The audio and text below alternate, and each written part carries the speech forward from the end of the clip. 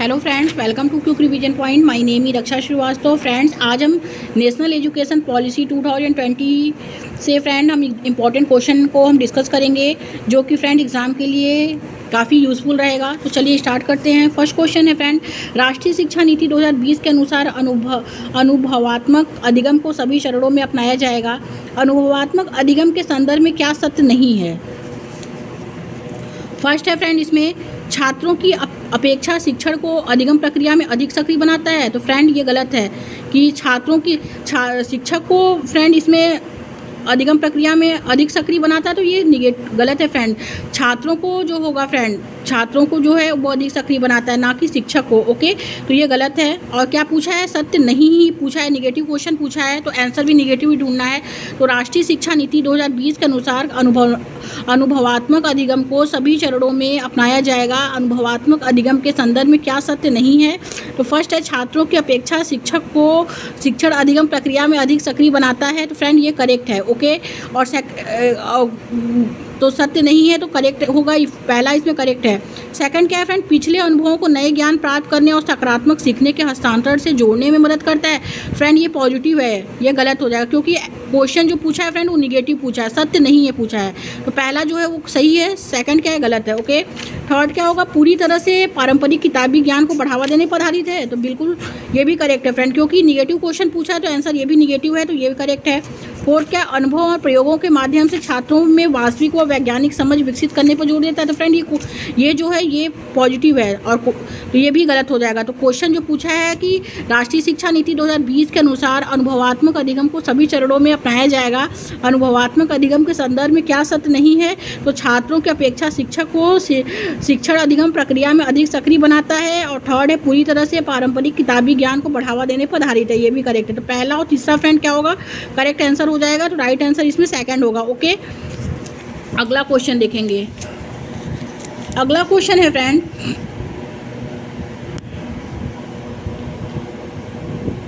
अगला क्वेश्चन है कि राष्ट्रीय शिक्षा नीति 2020 जैसी शिक्षा समकालीन नीतियों बच्चों में राष्ट्रीय शिक्षा नीति 2020 जैसी शिक्षा की समकालीन नीतियों बच्चों में कौन से कौशल विकसित किए जाने का प्रस्ताव रखती है? फर्स्ट है आलोचनात्मक सोच, सेकंड है प्रतिस्पर्धी की भावना, सी है, थर्ड है निष्क्रिय ग्रहण, एंड फोर्थ है रटने।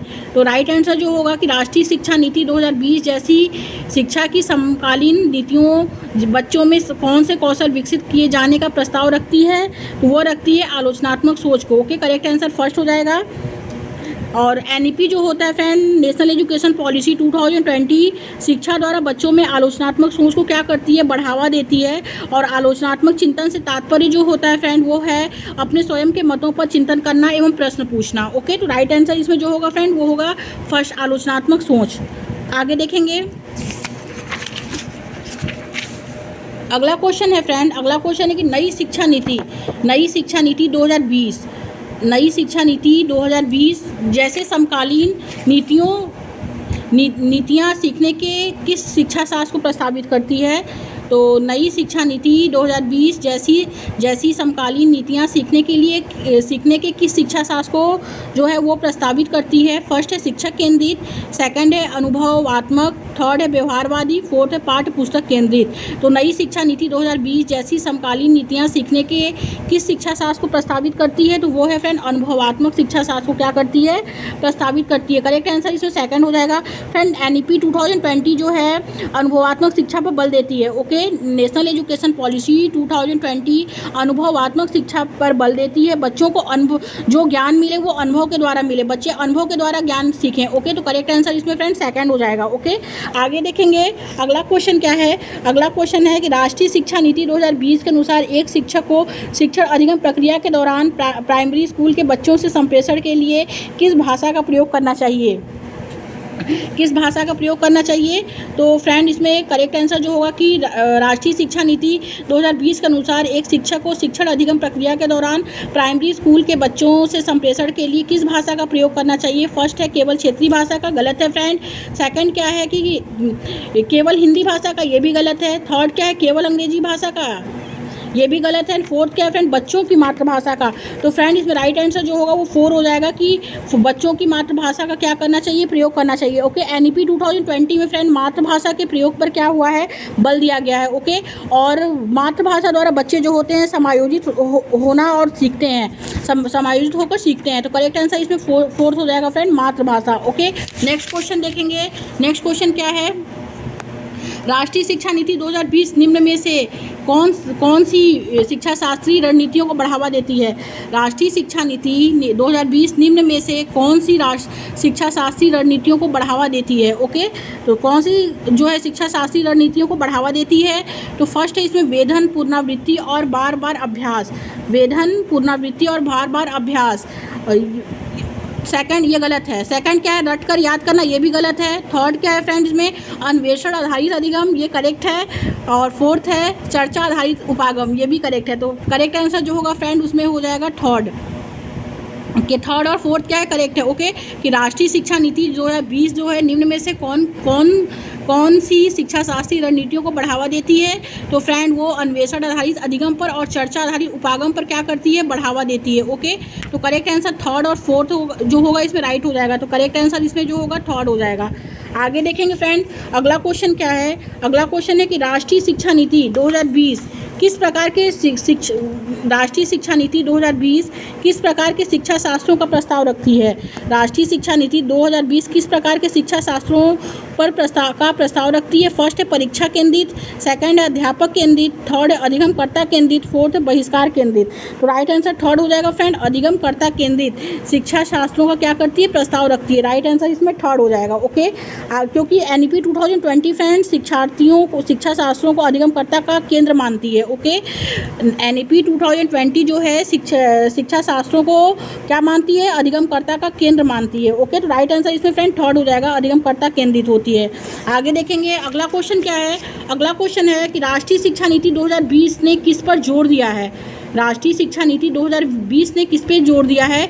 ए है बहुविषयकता शिक्षा, सेकंड है कठोर पाठ्यक्रम, थर्ड है फ्रेंड योगात्मक आकलन एंड फोर्थ है परीक्षा केंद्रित शिक्षा शास्त्र। तो फ्रेंड राष्ट्रीय शिक्षा नीति जो है 2020 ने किस पर जोर दिया है। तो फ्रेंड वो जोर दी है मल्टीडिसिप्लिनरी एजुकेशन पे। ओके, बहुविषयकता शिक्षा पे जोर दिया है राष्ट्रीय एनईपी 2020 बहुविषयकता शिक्षा पे जोर दिया है। बहुविषयक शिक्षा जो होता है फ्रेंड वो होता है कि छात्रों को गहन कौशल विकसित करने और व्यापक दृष्टिकोण के साथ समस्याओं को निपटने के लिए तैयार करती है। और यह राष्ट्रीय शिक्षा नीति 2020 एक मुख्य कदमों में से एक है। नेशनल एजुकेशन पॉलिसी 2020 जो है एक मुख्य कदमों में से एक है। ओके, तो राइट आंसर इसमें बहुविषयकता शिक्षा हो जाएगा। करेक्ट आंसर जो होगा फर्स्ट हो जाएगा फ्रेंड। आगे देखेंगे अगला क्वेश्चन है।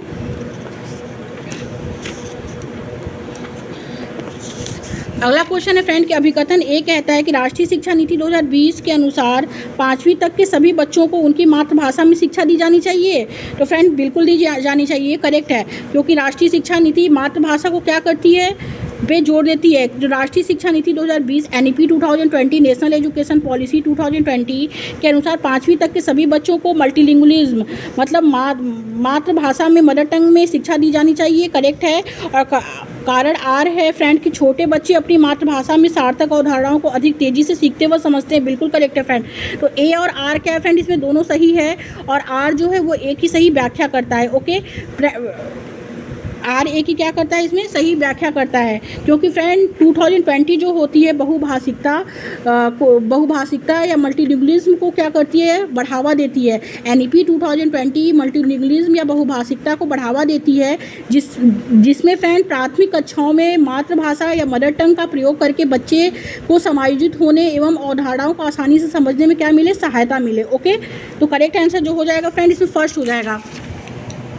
ए और आर क्या है, दोनों सही है और आर ए की सही व्याख्या करता है। ओके, आगे देखेंगे फ्रेंड अगला क्वेश्चन क्या है। अगला क्वेश्चन है राष्ट्रीय शिक्षा नीति 2020 अधिगम के कौन से तरीके पर बल देती है। राष्ट्रीय शिक्षा नीति 2020 जो है वो अधिगम के कौन से तरीके पर बल देती है। फर्स्ट है अनुभवात्मक अधिगम, और ये क्या है फ्रेंड, ये करेक्ट है।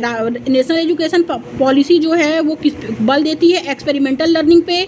सेकंड है डिजिटल अधिगम मतलब डिजिटल लर्निंग पे, ये भी करेक्ट है। थर्ड है फ्रेंड इसमें कि वैज्ञानिक अधिगम मतलब साइंटिफिक लर्निंग पे, एंड फोर्थ है करके सीखना मतलब फ्रेंड लर्निंग बाय डूइंग पे। तो राष्ट्रीय शिक्षा नीति 2020 अधिगम के कौन से तरीके पर बल देती है? तो फ्रेंड जो है experimental learning, digital learning, scientific learning, learning by doing पे क्या करती है? वो बल देती है। तो करेक्ट आंसर जो होगा फ्रेंड इसमें 4 हो जाएगा। ओके, क्योंकि फ्रेंड नेशनल एजुकेशन पॉलिसी 2020 अनुभव द्वारा जो होता है सीखना बच्चों का, वो करके सीखना, डिजिटल अधिगम और वैज्ञानिक अधिगम आदि तरीकों पर क्या करती है? बल देती है, क्योंकि बच्चे इसमें जो है करके सीखें, अर्थ में अनुभव के माध्यम से सीखें। डिजिटल अधिगम, वैज्ञानिक अधिगम आदि तरीके पर बल देकर क्या करती है? बल देती है। ओके, तो करेक्ट आंसर जो होगा इसमें 4 हो जाएगा कि राष्ट्रीय शिक्षा नीति 2020 अधिगम के कौन कौन से तरीकों पर बल देती है? तो अनुभव के द्वारा सीखना, डिजिटल अधिगम, वैज्ञानिक अधिगम, करके सीखना, लर्निंग बाय डूइंग, सब पे बल देती है। तो राइट आंसर इसमें 4 हो जाएगा फ्रेंड। Thank you friends.